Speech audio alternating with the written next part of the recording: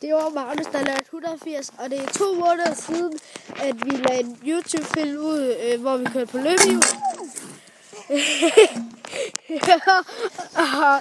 Ja, der gik det så galt for ham, men vi blev meget bedre. Han lavede 180 på løbehjul.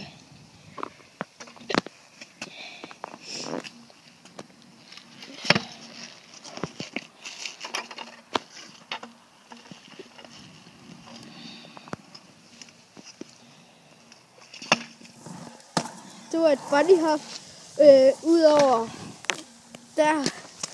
Ja. Kan du prøve at lave det igen? Ja. Det var så opad.